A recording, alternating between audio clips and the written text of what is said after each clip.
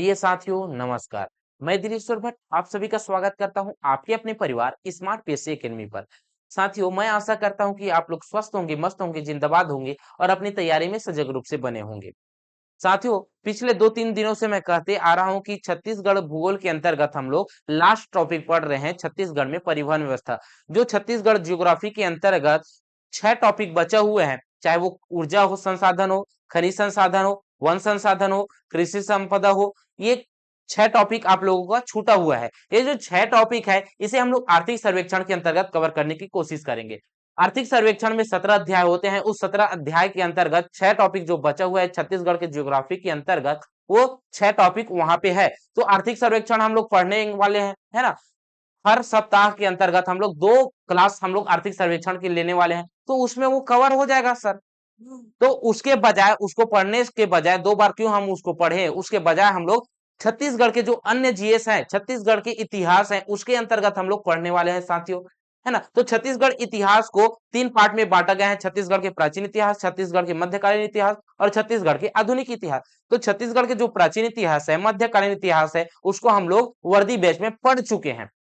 अब वर्दी बैच से जुड़े बहुत सारे ऐसे विद्यार्थी हैं जिसका डिमांड है कि सर आप आधुनिक इतिहास कराइए, जनजाति कराइए, लोक कला संस्कृति कराइए, जो बचा हुआ विषय है उसको कंप्लीट कराइए, है ना। तो उसके अनुसार, उसके डिमांड के अनुसार हम लोग छत्तीसगढ़ के आधुनिक इतिहास को लेकर आ गए हैं साथियों।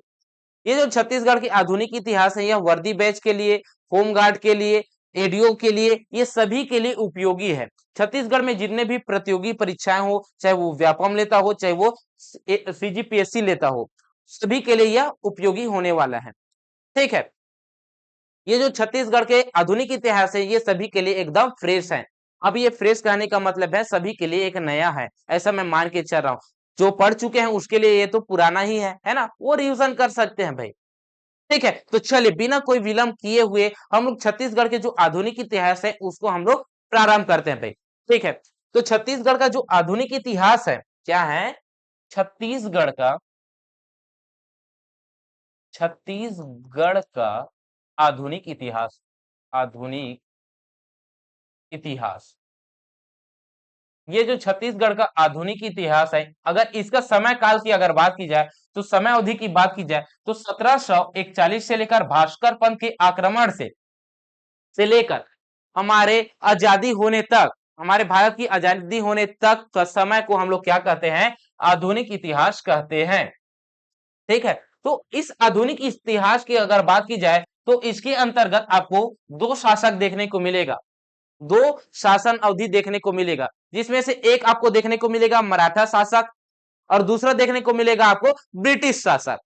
कितने शासक? 2 शासक देखने को मिलेगा, मतलब 2 व्यक्ति। कितने व्यक्ति?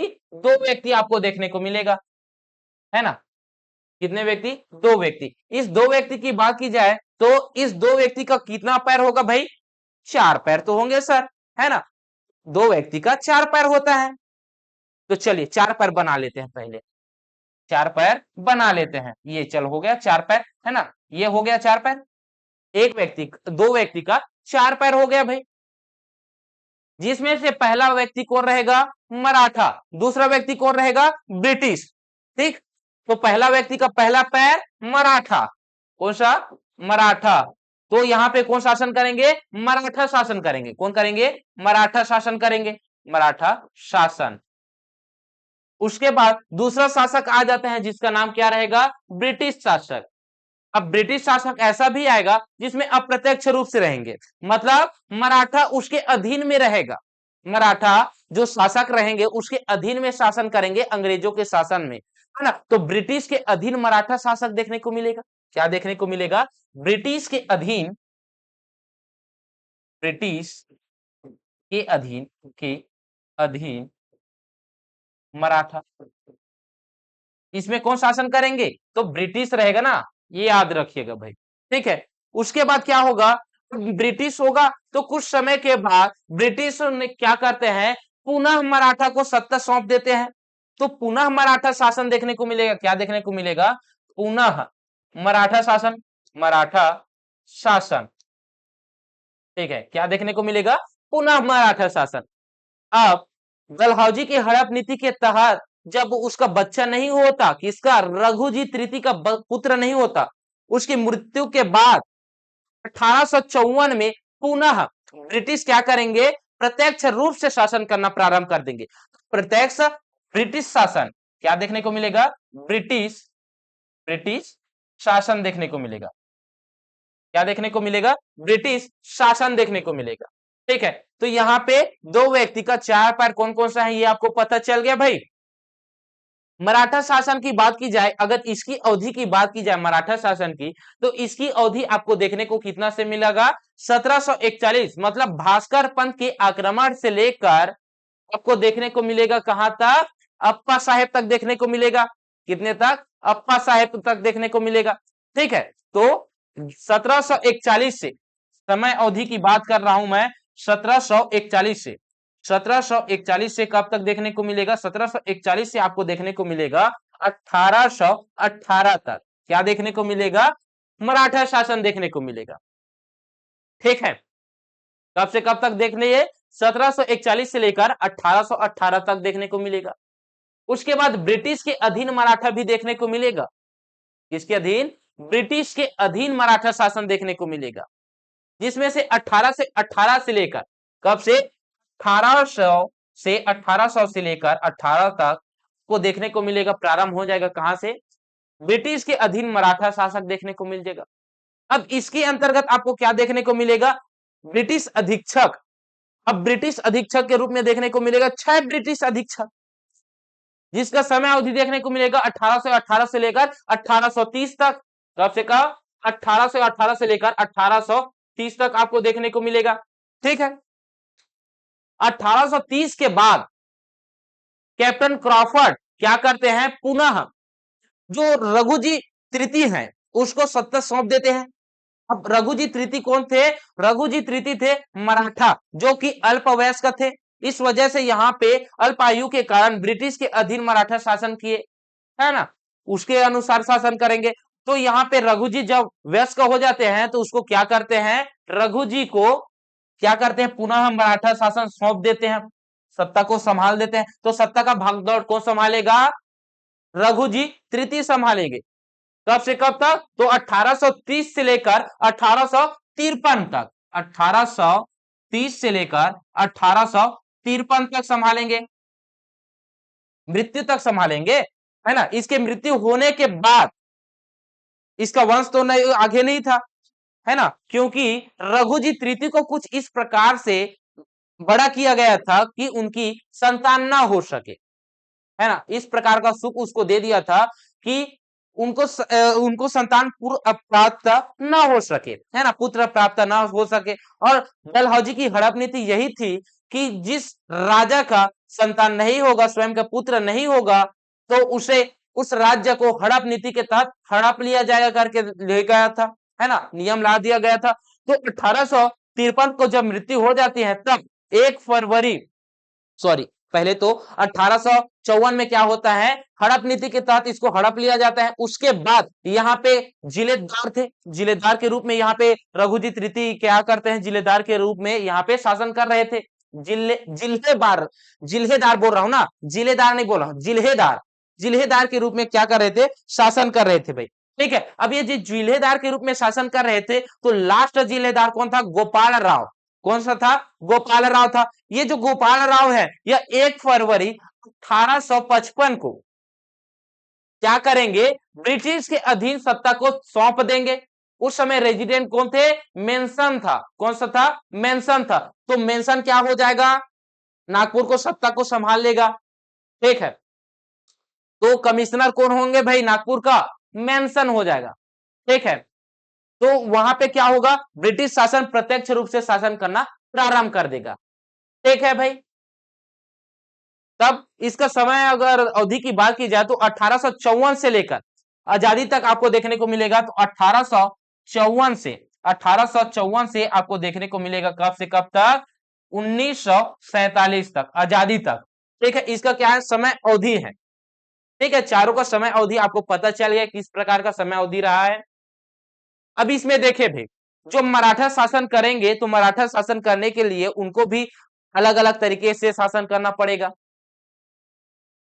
पहला क्या करते हैं, मराठा शासन। मराठा शासन की अगर मैं बात करूं तो 1741 से 1818 तक ये जो शासन करते हैं। अब इस शासन करने के लिए तीन तरह के यहाँ पे शासन आपको देखने को मिलेगा मराठों का। कितने तरह के, तीन तरह के शासन आपको देखने को मिलेगा मराठों का। जिसे में से पहला अगर बात करूं तो मैं अप्रत्यक्ष रूप से शासन करेगा।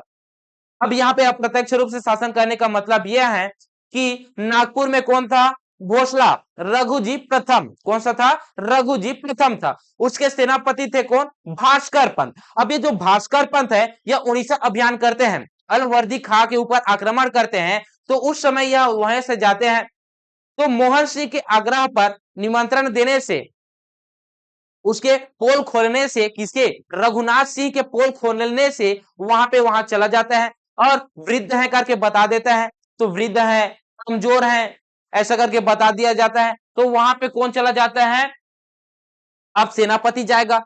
कौन जाएगा, भास्कर पंत रघुनाथ सिंह के ऊपर आक्रमण कर देगा। ठीक है, उस समय रतनपुर में कौन शासन कर रहे थे, कलचुरी वंश के शासक रघुनाथ सिंह कर रहा था। ठीक है, मराठों के आने से पहले कलचुरी शासक यहाँ पे करते थे, जिसका नाम था क्या, रघुनाथ सिंह। ठीक है, उसी समय नागपुर में शासन कर रहे थे रघुजी प्रथम। रघुजी प्रथम भोसला शासक थे, प्रथम शासक था जो कि भोसले शासक का नींव रखा था नागपुर शाखा के। ठीक है, मैं महाराष्ट्र के पुणे वाला बात नहीं कर रहा हूं, नागपुर वाले का बात कर रहा हूं। ठीक है, तो ये है भाई। तो रघुनाथ सिंह के ऊपर भास्कर पंत क्या करेंगे, आक्रमण करेंगे। कब करेंगे, 1741 ईस्वी में करेगा। 1741 ईस्वी में जब आक्रमण करेगा तब वहां से सभी क्या करेंगे, सभी खजाने को लूट लेंगे, अनाज को लूट लेंगे। क्योंकि आक्रमण कर रहा था किसके ऊपर, अरवर्दी के खां के ऊपर।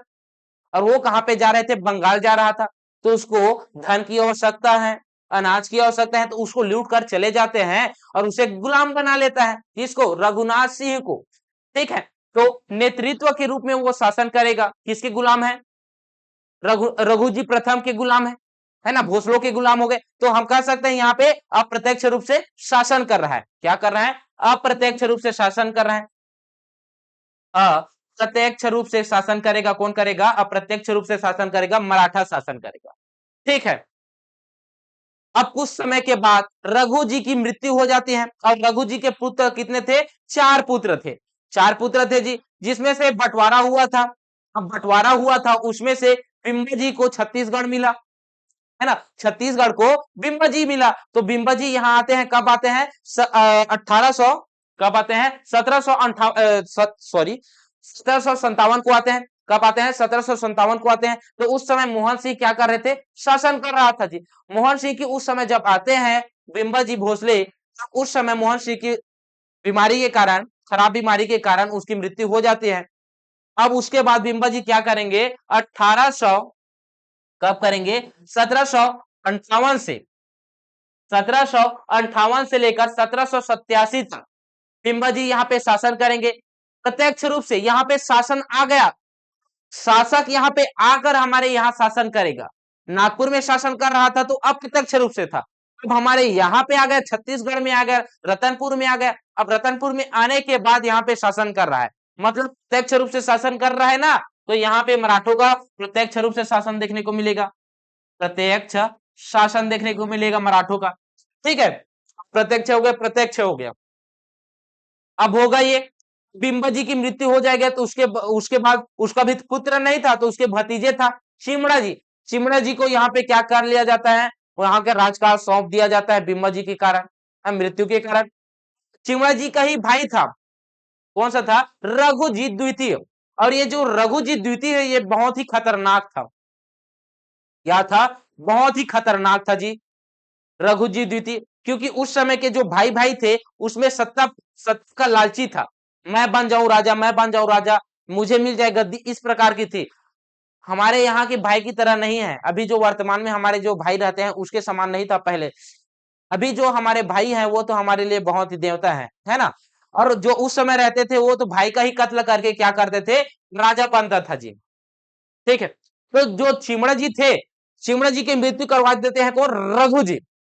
एक ही वर्ष शासन करते हैं चिमड़ा जी, एक ही वर्ष के कारण उसको मृत्यु दिला देता है।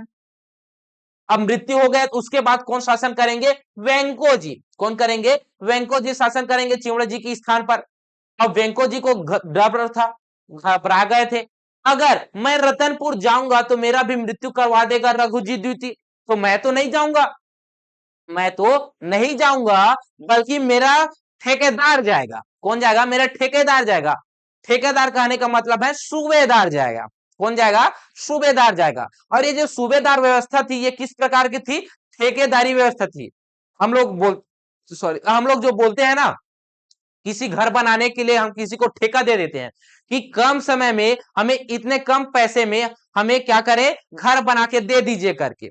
ठीक उसी तरह ही वेंको जी क्या करते हैं? वेंको जी कहते हैं कि मेरे को भी छत्तीसगढ़ जो कि रतनपुर है, रतनपुर के अंतर्गत शासन करने के लिए जाओ, आपको मैं शक्ति देता हूं और मुझे अधिक से अधिक धन लाकर दिलाओ। तो वो एक प्रकार का ठेकेदारी व्यवस्था थी। सूबेदार कैसा था? ठेकेदारी व्यवस्था थी। तो यहाँ पे आपको क्या देखने को मिलेगा? सूबा शासन देखने को मिलेगा। क्या देखने को मिलेगा? सूबा शासन। सूबेदार यहाँ पे नियुक्त करेगा, सूबेदार व्यवस्था यहाँ पे देखने को मिलेगा। तो सूबा शासन कौन लाएगा? वेंको जी लाएगा। तो मराठा शासन जो रहेंगे वो तीन प्रकार के यहाँ पे शासन करने को मिलेगा।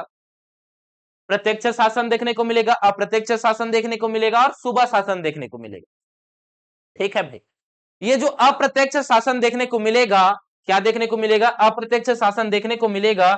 इस समय क्या होगा? अप्रत्यक्ष रूप के रूप में आपको क्या देखने को मिलेगा? 1741 से लेकर प्रत्यक्ष रूप शासन करेगा कौन? बिंबा जी। बिंबा जी के आने से पहले का जो शासन रहेगा, शासन अवधि रहेगा, वो कौन सा अवधि रहेगा? अप्रत्यक्ष शासन काल। मतलब 1741 से लेकर 1758 तक, 1741 से लेकर 1758 तक के जो समय अवधि रहेगा वो कौन सा शासन रहेगा? मराठाओं का अप्रत्यक्ष शासन रहेगा, अप्रत्यक्ष शासन काल रहेगा। ठीक है, अगला वही प्रत्यक्ष काल की बात की जाएगा। अगर मराठा काल की, तो प्रत्यक्ष मराठा शासन आपको देखने को मिलेगा 1758 से लेकर आपको कितने तक देखने को मिलेगा भाई? सूबा शासन के प्रारंभ होने से पहले देखने को मिलेगा। और सूबा शासन प्रारंभ कब होता है? 1700 कब होता है भाई? तो 1788 को होता है। कब होता है? 1788 को होता है, क्योंकि 1787 को किसकी मृत्यु हो जाती है? बिंबा जी की मृत्यु हो जाती है। और बिंबा जी की मृत्यु होने के बाद चिमड़ा जी की भी मृत्यु ठीक एक वर्ष की बात कर दिया जाता है 1788 को। तो 1788 तक आपको क्या देखने को मिलेगा? प्रत्यक्ष रूप से शासन देखने को मिलेगा। उसके बाद जो शासक रहेंगे, मराठा शासक जो रहेगा, जो कि रहेगा वेंको जी, उसके बाद रहेगा परसो जी, और उसके बाद रहेगा कौन सा? अप्पा साहेब। ये तीन शासक रहेंगे। उस तीन शासक के अंतर्गत आपको सूबा शासन देखने को मिलेगा, सूबेदार शासक देखने को मिलेगा। ठीक है, तो प्रत्यक्ष शासक यही तक रहेगा। उसके बाद अप्रत्यक्ष शासक आ जाएगा, जिसमें से सूबा शासन आ जाएगा, है ना। और सूबा शासन कब से कब तक देखने को मिलेगा? 1788 से लेकर सत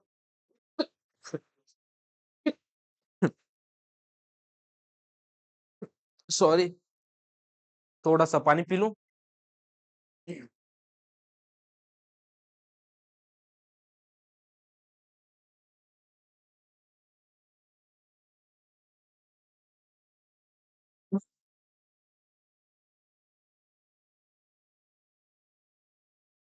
चलिए भाई, सॉरी, क्या करें जी, ज्यादा बोल देते हैं तो फिर कुछ ना कुछ हो ही जाता है।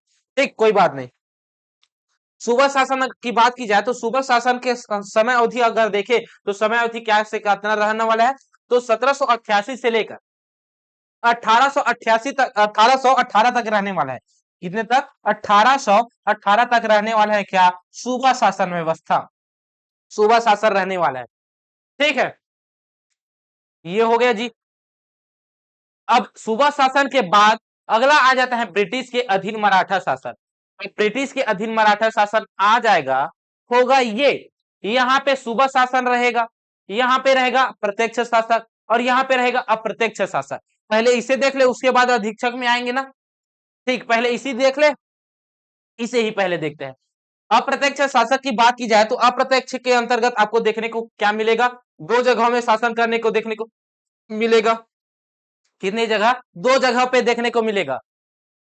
उस समय जब भास्कर पंत यहाँ पे शासन कर रहे, भास्कर पर जब आक्रमण करते हैं, तो उस समय कलचुरी वंश के हमारे छत्तीसगढ़ में दो शाखा देखने को मिलता था, जिसमें से पहला तो था रतनपुर और दूसरा था रायपुर। पहला कौन सा था?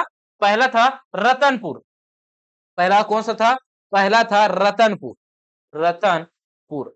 और ये जो रतनपुर में शासन कर रहे थे कलचुरी शासक, उसका क्या नाम है? रघुनाथ सिंह। कौन सा था? रघुनाथ सिंह। ठीक है, ये है। उसके बाद दूसरा आपको देखने को मिलेगा, दूसरा कलचुरी शासक देखने को मिलेगा, दूसरी जो शाखा थी वो था रायपुर का। रायपुर का। और इस रायपुर के समय कौन सा शासन कर रहा था जी? तो उस समय शासन कर रहे थे अमर सिंह। कौन शासन कर रहा था? अमर सिंह शासन कर रहा था। ठीक है, इसे हम लोग डिटेलिंग वीडियो में और भी अच्छे विस्तार के साथ समझेंगे। ये तो पहला क्लास है, इसमें ओवरव्यू आपको समझा रहा हूं कि हमें आधुनिक इतिहास के अंतर्गत ये पढ़ना है, क्योंकि ये आप समझोगे तभी तो आप अच्छे से पढ़ पाओगे। आपके मन में यह रहेगा कि हमें इसके बाद ये पढ़ना है ना, कैसा अप्रत्यक्ष शासक रहेगा, कैसा प्रत्यक्ष मराठा शासन होगा, कैसा सूबा शासन आएगा, तो कैसे ब्रिटिश आएंगे। तो इसका क्या कर रहा हूं मैं, ओवरव्यू तरीके से आपको मैं समझा रहा हूं कि इसके बाद ये आएंगे, क्रम से बता रहा हूं। ठीक है, इसको समझना बहुत ही महत्वपूर्ण है जी। ठीक, प्रत्यक्ष शासक की बात की जाए तो प्रत्यक्ष शासक के अंतर्गत आपको देखने को कौन कौन सा शासक मिलेगा? एक तो मिलेगा आपको बिंबा जी। कौन मिलेगा? बिंबा जी। बिंबा जी। बिंबा जी भोसले। भोसला आप लिख ही लीजिएगा। ठीक है, क्योंकि बिंबा जी भोसला ये भोसले शासक थे। ठीक है, बिंबा जी भोसला। दूसरा आपको देखने को कौन मिलेगा? तो दूसरा देखने को मिलेगा इनका ही भतीजा चिमड़ा जी। कौन देखने को मिलेगा? चिमड़ा जी। इतना जी जी है कि सभी में जी जी लगेगा। ठीक है, मेरे को भी कहने का आदत हो जाएगा भाई। मराठा भोसला शासक को पढ़ाते पढ़ाते मैं भी जीजी बोलने लग जाऊंगा, इतना जीजी है। क्योंकि सभी के नाम के लास्ट में जी देखने को मिलेगा, बिंबा जी, चिमड़ा जी, वेंकोन जी, सभी देखने को मिलेगा। ठीक है, तो दो शासक आपको देखने को मिलेगा प्रत्यक्ष रूप से, और बाकी शासक रहेंगे वो सूबा शासन के अंतर्गत आएंगे, जैसे कि वेंको जी। कौन सा? वेंको जी। परसो जी।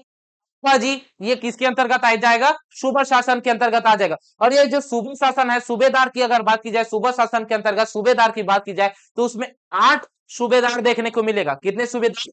8 सूबेदार देखने को मिलेगा। इसमें 8 सूबेदार, सूबेदार देखने को मिलेगा। कितने सूबेदार? 8 सूबेदार देखने को मिलेगा। ठीक है, सूबेदार की बात करूं तो 8 सूबेदार देखने को मिलेगा, और तीन तीन मराठा शासक देखने को मिलेगा। तीन मराठा मराठा तीन मराठा शासक देखने को मिलेगा। किसके अंतर्गत देखने को मिलेगा? सूबा शासन के अंतर्गत देखने को मिलेगा। तीन मराठा शासक, जिसके अंतर्गत आपको 8 सूबेदार देखने को मिलेगा। उसमें से वेंको जी के ही शासनकाल में छह सूबेदार नियुक्त होंगे। ठीक है, बाकी के जो और रहेंगे तीन, बाकी के तीन और सूबेदार रहेंगे, वो दो शासक के रूप में देखने को मिलेगा। ठीक है, परसो जी और अप्पा साहेब। ठीक, ये हो जाएगा जी। तो ये सूबे शासन के अंतर्गत आपको इतना पढ़ना है। अब ब्रिटिश के अधीन मराठा शासन की बात की जाए तो ब्रिटिश के अधीन मराठा शासन के अंतर्गत आपको देखने को मिलेगा, यहाँ पे अप्पा साहेब लास्ट में क्या रहते हैं? अल्पवयस्क रहते हैं। अब सॉरी, अप्पा साहब कह रहा हूं, रघु जी तृतीय क्या रहते हैं? अल्पवयस्क रहते हैं, है ना। और जो अप्पा साहेब हैं, यह किसको मृत्यु दिला देते हैं जी? परसो जी को मृत्यु दिला देते हैं। षड्यंत्र करके परसो जी की मृत्यु करा देते हैं। उस समय अप्पा साहेब क्या थे? अल्पवयस्क थे। अल्पवयस्क थे, इस वजह से वहां पे अप्पा साहेब को ब्रिटिश क्या करते हैं? शासक तो बनाता है, लेकिन ब्रिटिश के अधीन रहकर शासन करना है करके कौन कह देता है? ब्रिटिश कह देता है। तो उस समय क्या करेंगे? ब्रिटिश अपने अधीक्षक भेजेंगे, अधीक्षक यहाँ पे नियुक्त करेगा। तो अधीक्षकों की शासक आपको यहाँ पे देखने को मिलेगा। इसके ब्रिटिश अधीक्षक के अंतर्गत आपको मराठा शासन देखने को मिलेगा। इसमें ब्रिटिश अधीक्षक की नियुक्ति होगी, जिसमें से आपको 6 ब्रिटिश अधीक्षक देखने को मिलेगा। कितने ब्रिटिश अधीक्षक? 6 ब्रिटिश अधीक्षक देखने को मिलेगा भाई। यहाँ पे क्या होगा? ब्रिटिश की नियुक्ति होगा। किसकी? अधीक्षक की नियुक्ति। ठीक है, अधीक्षक अधीक्षक की नियुक्ति। अब अधीक्षक की शासक, अधीक्षक शासक लिख देता हूं, अधीक्षक, अधीक्षक शासक। अब अधीक्षक शासक के अंतर्गत आपको कितने अधीक्षक देखने को मिलेगा? 6 अधीक्षक देखने को मिलेगा। कितने अधीक्षक? 6 अधीक्षक देखने को मिलेगा। अभी जस्ट मैं बताऊंगा कौन कौन सा है, ट्रिक से याद कराऊंगा आपको, ट्रिक से। चाहे वो शासक हो, चाहे वो अधीक्षक हो, चाहे वो सूबेदार हो, सभी को क्या करूंगा मैं, ट्रिक से याद कराऊंगा, अभी याद कराऊंगा, ठीक है? कुछ समय के बाद याद कराऊंगा, पहले इसको खत्म करने दो, ठीक है? तो 6 अधीक्षक आपको यहाँ पे देखने को मिलेगा। एडमंड से लेकर क्रॉफर्ड तक आपको कितने अधीक्षक देखने को मिलेगा? 6 अधीक्षक आपको देखने को मिलेगा, ठीक है? वही क्रॉफर्ड की बात की जाए तो क्रॉफर्ड क्या करते हैं, पुनः जब रघुजी तृतीय वयस्क हो जाते हैं तो उसको क्या करते हैं, सत्ता सौंप देते हैं। तो रघुजी तृतीय यहाँ पे क्या करेंगे, रघुजी तृतीय यहाँ पे क्या करेंगे, शासन करेंगे। कौन करेगा? रघुजी तृतीय शासन करेंगे। और शासन करने का इसका क्या रहेगा, तरीका क्या रहेगा भाई, जिल्हेदार, जिल्हे जिल्हेदार नियुक्त करेगा। क्या करेगा? जिल्हेदार नियुक्त करेगा। इसमें से आपको जिल्हेदार की नियुक्ति होगी, जिसमें से 8 जिल्हेदार देखने को मिलेगा। कितने जिल्हेदार? 8 जिल्हेदार देखने को मिलेगा। अब रघु जी के निसंतान है ना, इसकी पुत्र नहीं हो सकता, इस वजह से क्या करेंगे, अब हड़प नीति के तहत ब्रिटिश शासन क्या करेंगे, हड़प लेंगे।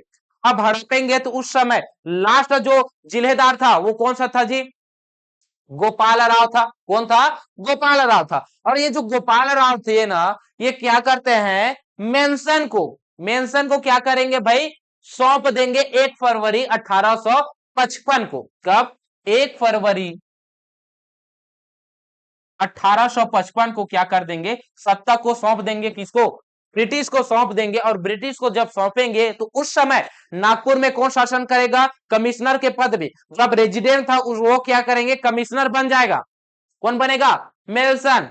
कौन बनेगा? मेल्सन बनेगा, ठीक है? कौन बनेगा? मेंशन, मेंसल बनेगा नागपुर में। अब ये बनेगा, ये क्या है, कमिश्नर है। तो हमारे छत्तीसगढ़ में डिप्टी कमिश्नर को भेजेगा। और वो डिप्टी कमिश्नर कौन होगा भाई, चार्ल्स सी एलियट। कौन रहेगा? चार्ल्स सी एलियट रहेगा, ठीक है? चार्ल्स सी एलियट कौन रहेगा? चार्ल्स सी एलियट रहेगा, ठीक है? कौन रहेगा? चार्ल्स सी एलियट रहेगा। तो मेंशन कहां पे रहेगा? नागपुर में रहेगा। मतलब जिले का जिले का सर्वोच्च अधिकारी कौन? मेंशन। उसके बाद चार्ल्स सी एलियट को कहां पे भेज देगा? हमारे छत्तीसगढ़ में भेज देगा, ठीक है? तो छत्तीसगढ़ का प्रथम डिप्टी कमिश्नर कौन? चार्ल्स सी एलियट।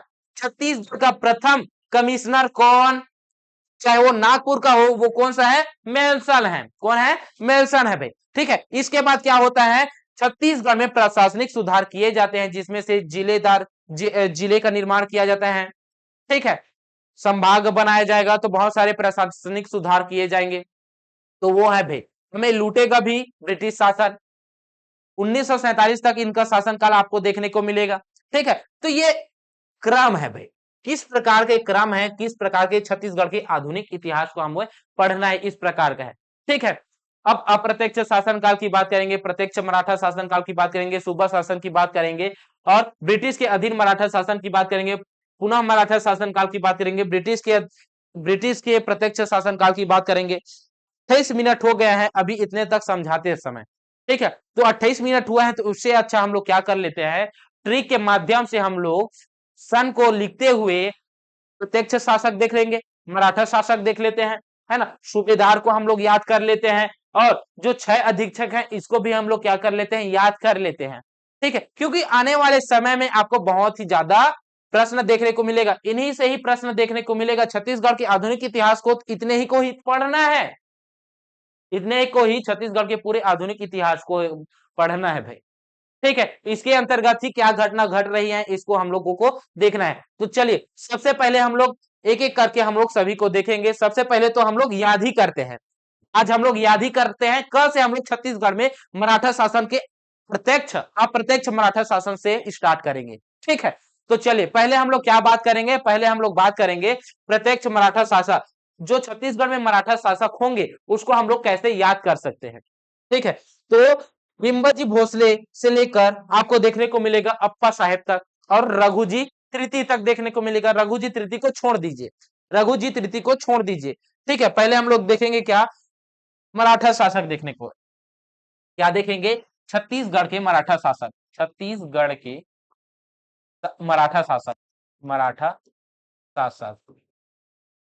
अब छत्तीसगढ़ में जो मराठा शासन रहेगा वो मैं बात करूंगा कब से कब तक की समय अवधि की, अगर मैं बात करूं तो 1758 से कितना, 1758 से कब तक मैं बात कर रहा हूं, 1718 से लेकर 1830 तक, 1830 तक की मैं बात कर रहा हूं। ठीक है, कब से कब तक के, 1758 से लेकर 1830 तक की बात कर रहा हूं। ठीक, कब तक की, 1830 तक की बात कर रहा हूं, नहीं, अधीक्षक से पहले, अधीक्षक से पहले मतलब अधीक्षक की बात मैं बात कर रहा हूं 1818 तक। कब, 1818, सॉरी देख लेता हूं एक बार, है ना, 1818 तक की बात कर रहे हैं, सुबह 1818 तक। उसके बाद तो ये आ जाते हैं, अधीक्षक आ जाता है। ठीक है, अधीक्षक आ जाएंगे तो 1818 तक। ठीक है, अप्पा साहेब की तो उसको क्या कर लेते हैं, चलिए भाई 1818 तक, 1818 तक की बात कर रहा हूं। ठीक है, इसमें अगर देखें तो सबसे पहला कौन शासक आएगा, बिम्बा जी आएंगे। कौन आएगा, बिम्बा जी, बिम्बा जी आएंगे। पहला शासक कौन रहेगा, बिम्बा जी। ठीक, पहला शासक बिम्बा जी। दूसरा शासक कौन भाई, तो दूसरा शासक रहेगा चिमड़ा जी। कौन सा, चिमड़ा जी, चिमड़ा जी। और चिमड़ा जी के बाद जो अगला शासक रहेगा वो कौन सा रहेगा, वेंको जी, वेंको जी, वेंको जी। चौथा शासक कौन सा रहेगा, परसो जी, परसो जी या पुरसो जी। ठीक है, परसो या पुरसो, चलिए पुरसो ही लिख देते हैं, पुरसो जी, पुरसो जी। ठीक है, पांचवा जो शासक रहेगा वो है अप्पा साहेब, अप्पा जी। कौन है, अप्पा जी साहेब। ठीक है, अप्पा जी साहेब, ये है भाई। तो इसको हम लोगों को कैसे याद करना है सर, तो देखिए, इसको क्रम से याद करने का आपको मैं ट्रिक बताता हूं। क्या बताता हूं, ट्रिक बताता हूं, ट्रिक बताता हूं भाई। अगर आपको छत्तीसगढ़ के मराठा शासक को याद करना है, जिसका सन आपको देखने को मिलेगा 1758 से लेकर 1788 तक, कब तक, 1818 तक, 1818 तक आपको याद रखना है। तो उसका एक ट्रिक है, और ट्रिक क्या है भाई, तो ट्रिक है बचाओ परसो अप्पा। क्या है, बचाओ परसो अप्पा, क्या है जी, बचाओ परसो, परसो अप्पा,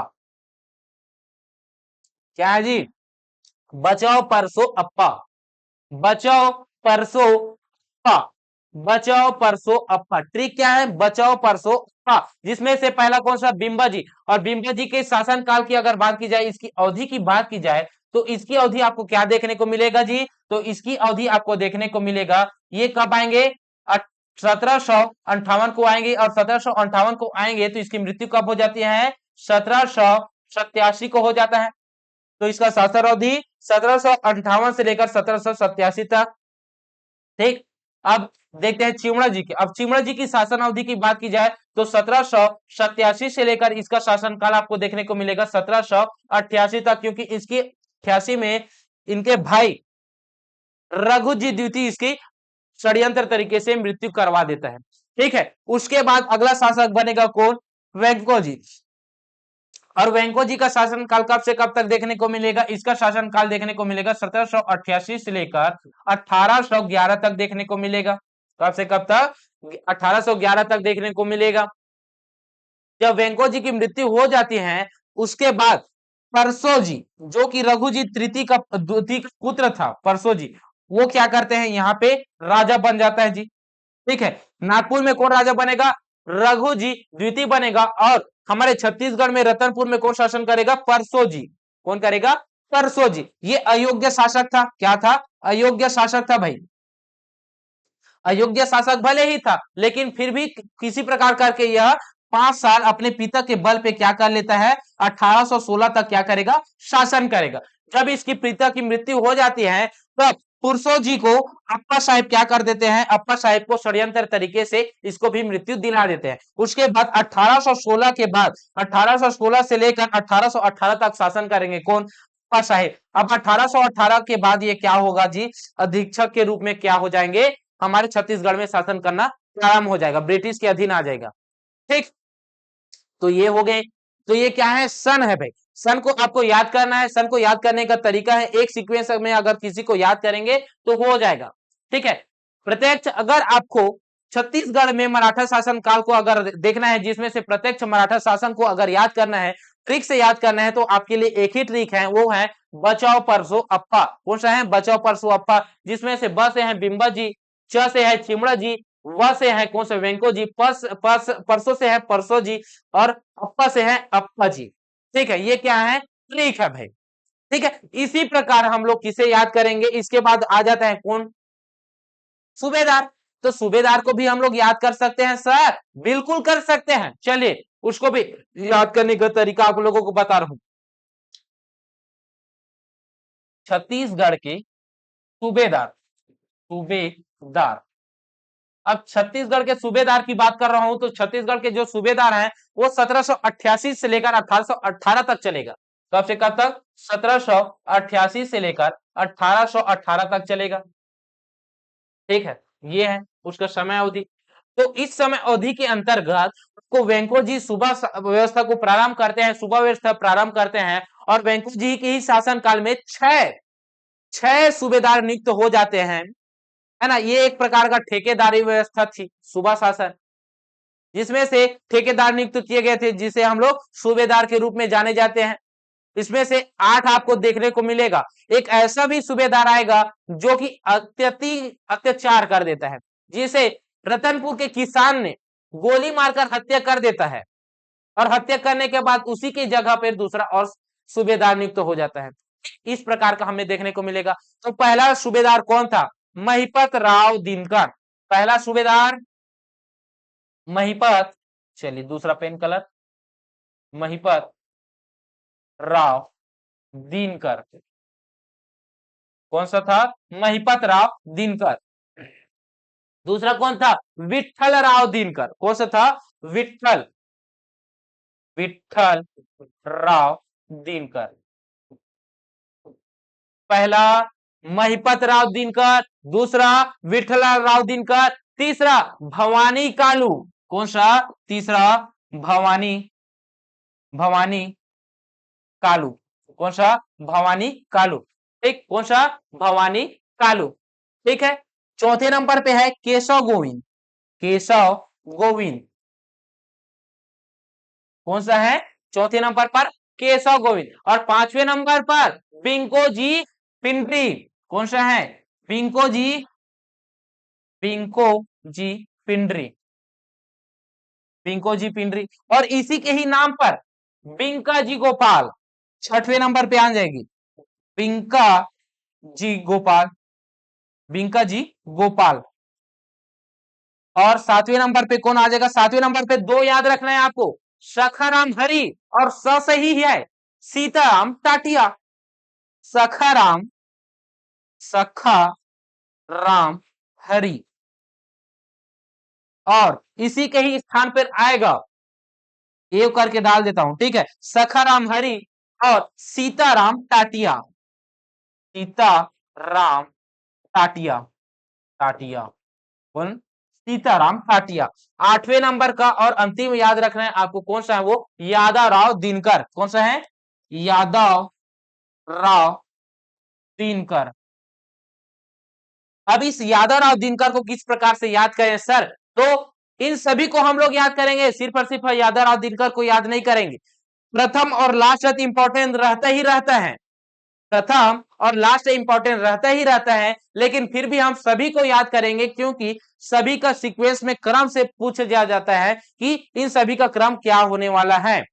ठीक है, आप आजकल के पैटर्न, एग्जाम के पैटर्न क्या हो गए हैं, कुट में दिया जाता है, इसमें दिया जाता है, कूट में दिया जाता है। अगर कूट में भी नहीं देगा, एकदम सरल में देगा तो आदमी उसको टिक करने की कोशिश करेंगे, लेकिन शब्द का खेर हो जाता है और उसमें सही तो हम लोग लगाए करके सोचते हैं, लेकिन वो गलत रह जाता है। ठीक है, तो चलिए इसको याद रखते हैं। कैसे इन 8 8 1 9 9 सूबेदार को याद कर सकते हैं। तो नाम देखिए, महिपत राव दिनकर। तो मवी, देखिए पहला देखिए मवी क्या है, मवी भवानी, मवी भवानी के, मवी भवानी के बीबी, बीबी शशि, बीबी शशि। कुछ मिला, कुछ मिला? जी हाँ, देखिए ट्रिक देखिए, ट्रिक। अब ट्रिक देखिए, तो ट्रिक क्या कह रहा है जी, ट्रिक कह रहा है मवी, मवी भवानी, भवानी के बीबी, बीबी शशि, शशि। देखिए मवी भवानी के बीबी शशि या, ठीक, याद कैसे नहीं होगा, मवी भवानी के बीबी शशि या। छत्तीसगढ़िया लोग स या कहते ही रहते हैं, है, कहा जाता है या, ये इस प्रकार का। तो जब एक स्त्री कहती है भवानी को कि मवी भवानी के बीबी शशि या, कौन कह रहा है, मवी भवानी के बीबी शशि या, मवी भवानी के शशि या, मवी बीबी के, मवी भवानी के बीबी शशि या। ठीक है, याद करने का तरीका है, ट्रिक है, अन्यथा ना लेना। ठीक है, मवी भवानी के बीबी शशि या। ठीक, ये है भाई। अगर आपको छत्तीसगढ़ के सूबा शासन सूबेदार को याद करना है, तो सूबेदार को याद करने के लिए ट्रिक है। वो ट्रिक कौन सा है, मवी भवानी के बीबी शशि या। कौन सा है, मवी भवानी के बीबी शशि या। तो म से हो जाएगा महिपत राव दिनकर, वी से हो जाएगा विठल राव दिनकर, भवानी से हो जाएगा भवानी कालू, के से हो जाएगा केशव गोविंद, बी से हो जाएगा बिंको जी पिंडरी, बी से हो जाएगा बिंका जी गोपाल, स से हो जाएगा सखाराम हरि और सी से हो जाएगा सीताराम टाटिया, य से हो जाएगा यादा राव दिनकर। छत्तीसगढ़ का प्रथम सूबेदार कौन सा था, महिपत राव दिनकर। अंतिम सूबेदार कौन था, यादा राव दिनकर। अगर इनके समय शासन काल की अगर बात की जाए, समय अवधि की बात की जाए, तो समय अवधि भी हम लोग इसका देख लेते हैं। ठीक है, क्या देखेंगे, समय अवधि भी देख लेते हैं। तो महिपत राव दिनकर के बारे में देखते हैं। ये छत्तीसगढ़ का प्रथम सूबेदार है, जिसके सूबेदार नियुक्त किया है 1788 को। कब किया है, 1788 को। और ये कब तक रहते हैं, 1790 तक रहते हैं, 2 वर्ष तक रहते हैं। कितने वर्ष, 2 वर्ष तक रहते हैं। ठीक, 2 वर्ष के बाद अगला जो रह जाएगा विठल राव दिनकर, ये 1790 से लेकर, कब से, 1790 से लेकर 1796 तक रहेगा। कब से कब तक, 1796 तक रहेगा। उसके बाद अगला आ जाता है भवानी कालू। कौन आ जाता है, भवानी कालू। और ये भवानी कालू क्या करते हैं जी, अब भवानी कालू के बाद अगर देखें तो भवानी कालू कब से कब तक रहेगा, ये कम समय के लिए आते हैं। कब समय के लिए आते हैं, भवानी कालू कम समय के लिए आ जाते हैं भाई। ठीक है, तो भवानी कालू 1996 में आएगा, 1796 में आएगा। और 1796 के बाद ये कब तक रहेंगे जी, 1796 तक रहेगा। ठीक है, उसके बाद केशव गोविंद आते हैं कब, 1796 में आता है। कब आता है, 1796 में आता है। और केशव गोविंद क्या करते हैं, 1796 से लेकर 1797 तक, 1797 तक ये शासन करते हैं। उसके बाद बिंका जी पिंडरी आ जाते हैं। कौन आते हैं, बिंका जी पिंडरी आते हैं। और ये जो बिंका जी पिंडरी है, ये 1800, सॉरी, ये बिंका जी पिंडरी तो, सॉरी सॉरी, क्योंकि बिंका जी पिंडरी 1808 में आते हैं। कब आते हैं, 1808 में आते हैं और 1809 तक ये रहते हैं। बिंका जी पिंडरी 1808 को आते हैं, 1808 को आते हैं और 1809 तक रहते हैं। मतलब ये तो 1 साल का रहता है, 1809 तक रहते हैं। लेकिन हम कहाँ पे गलत कर रहे हैं, ये समझ में नहीं आ रहा है। कहाँ पे हम लोग गलत कर रहे हैं, ये समझ में नहीं आ रहा है। ठीक है, इसका हम लोग क्रम देख लेंगे, लेकिन बिंका जी पिंडरी का समय एकदम सही है। इनका सही एकदम सही है, क्योंकि बिंका जी गोपाल 1809 में आएंगे। कब आएंगे? 1809 में आएगा। और जो अब 1809 में आते हैं तो यह सर्वाधिक समय तक 1817 तक ये शासन करेंगे। तो हमारे छत्तीसगढ़ में सर्वाधिक समय तक शासन करने वाला अगर सूबेदार कोई है तो वो कौन सा है? बिंका जी गोपाल, जो कि 1809 से लेकर 1817 तक ये क्या करेंगे? शासन करेंगे भाई। ठीक है।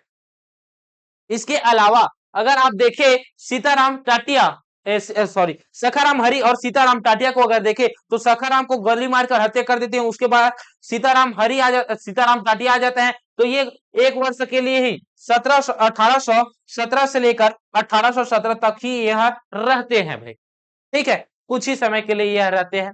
अब यादवराव दिनकर की बात की जाए तो यादवराव दिनकर एक वर्ष के लिए आएंगे, क्योंकि 1817 से लेकर 1818 के बाद क्या हो जाता है? 1818 के बाद चला जाता है ब्रिटिश अधीक्षक के अंतर्गत चला जाता है। ठीक है, जो कि 1830 चलेगा भाई। ये दो में मैं कंफ्यूज हो गया। ठीक है, ये दो में मैं कंफ्यूज हो गया। ये दो को मैं देख कर बता दूंगा कल। ठीक है, ये दो को मैं कल देख कर बता दूंगा भाई। ठीक, चलिए तो फिर इसको याद करने का तरीका आपको पता चल गया। कौन सा है? याद करने का तरीका है मवी भवानी के बीबी ससी याय। ठीक है, अगला हम लोग देखेंगे कौन सा? अगला हम लोग देखेंगे कौन सा? देखेंगे भाई, अगला हम लोग देखेंगे कौन सा? अधीक्षक को देखेंगे। किसको देखेंगे? अधीक्षक को देखेंगे।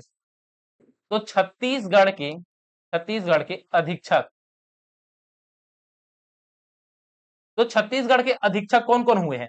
तो अधीक्षक की शासनकाल की बात की जाए 1818 से लेकर 1830 तक इनका क्या रहेगा? समय अवधि रहेगा अधीक्षकों की। और इसके दौरान हमारे यहाँ छत्तीसगढ़ में कुल 6 अधीक्षक देखने को मिलेगा। कितने अधीक्षक? 6 अधीक्षक देखने को मिलेगा।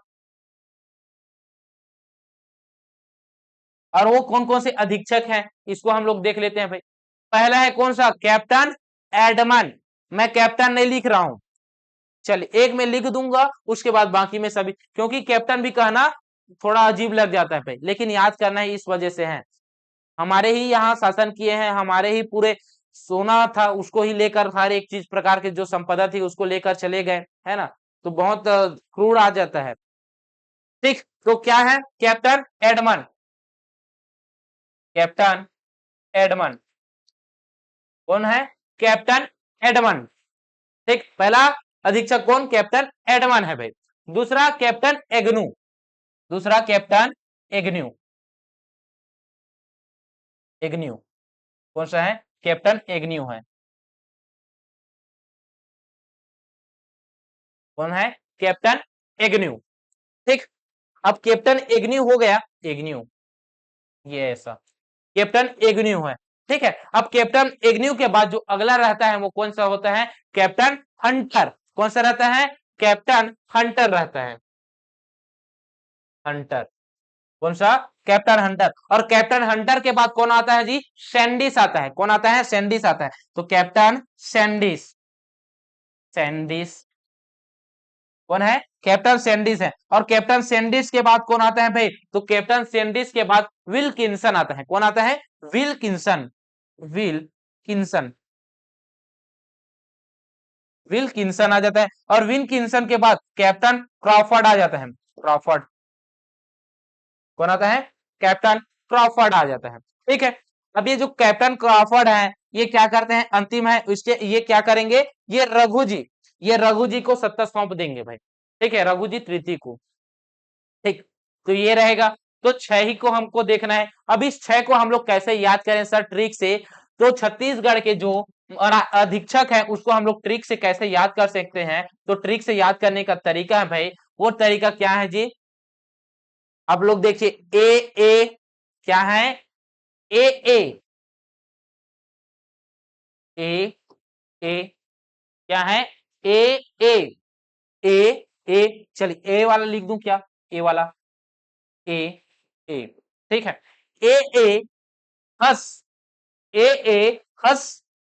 ए ए हस विकास। विकास। ए ए हस विकास। ए ए हस विकास ट्रिक है।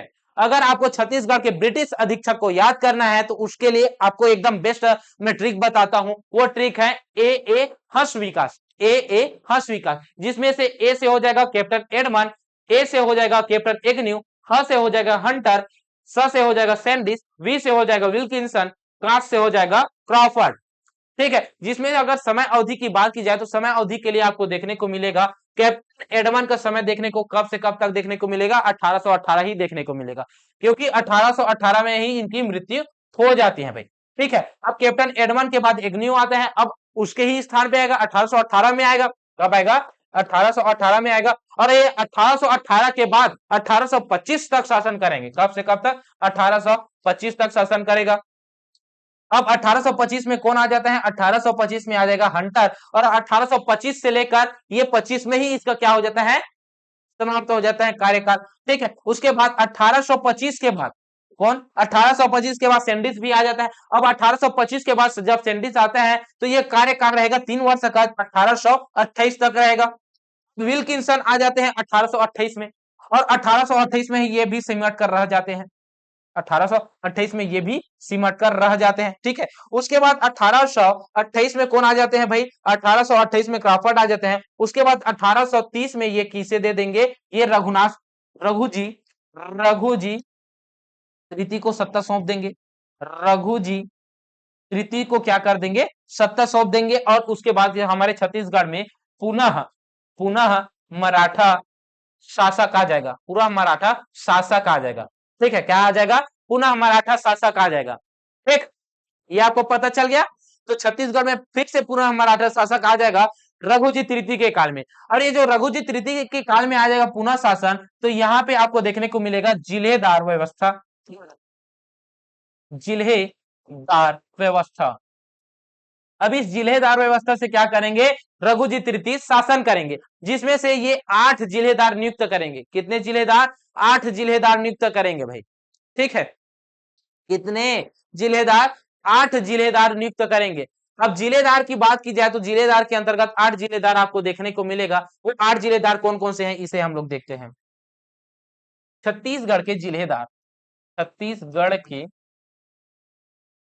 जिलेदार, ठीक है, जिसमें से पहला कौन है?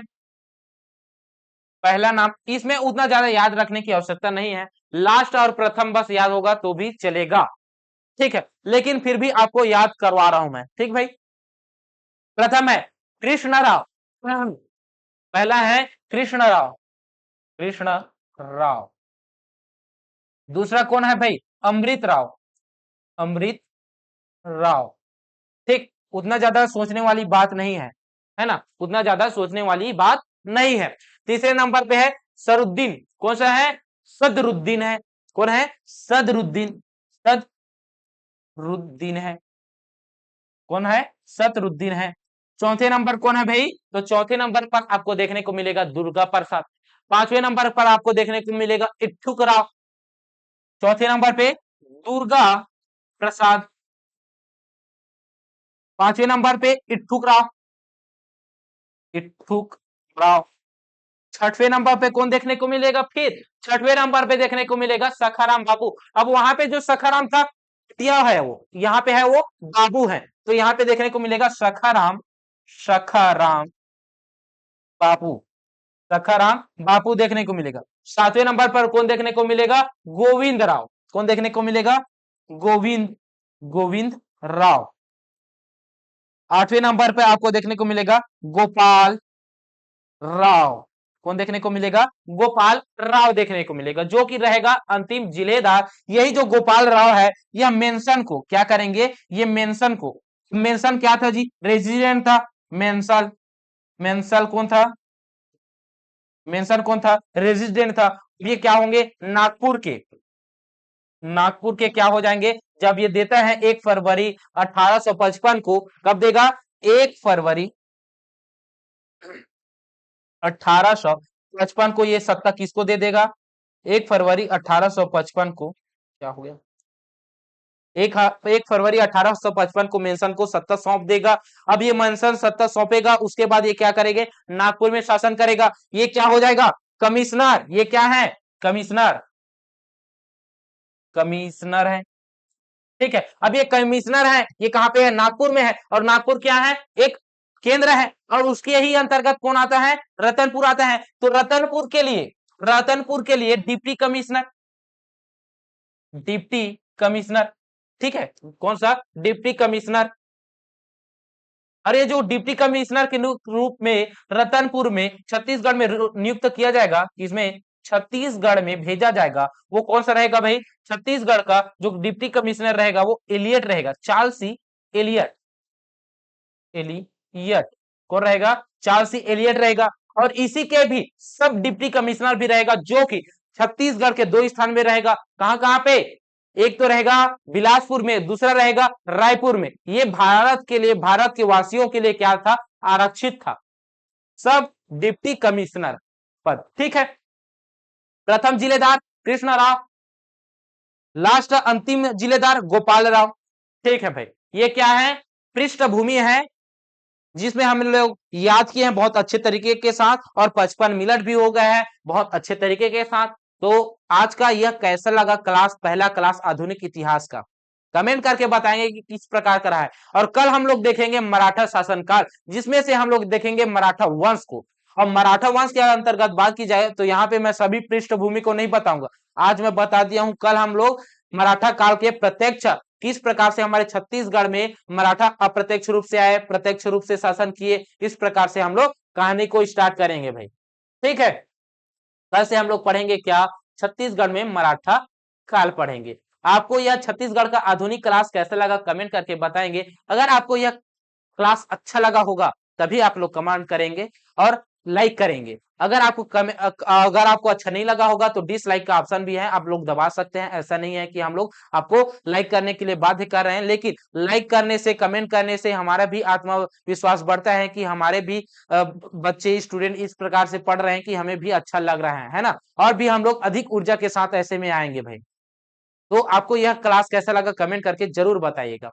अगर आपको कमेंट करके अच्छा बताएंगे तभी हम लोग और अच्छे आप में हम लोगों को महसूस होगा भाई। ठीक है, अगर किसी दोस्तों के पास यह वीडियो अगर शेयर करना है तो शेयर कर सकते हैं भाई, ऐसा नहीं है। ठीक है, तो दोस्तों के पास शेयर भी कीजिएगा। अगर हमारे चैनल में नया है तो चैनल को सब्सक्राइब कीजिएगा। तो चलिए मिलते हैं शाम को एमसीक्यू सेक्शन में, तब तक के लिए जय हिंद, जय भारत, जय छत्तीसगढ़।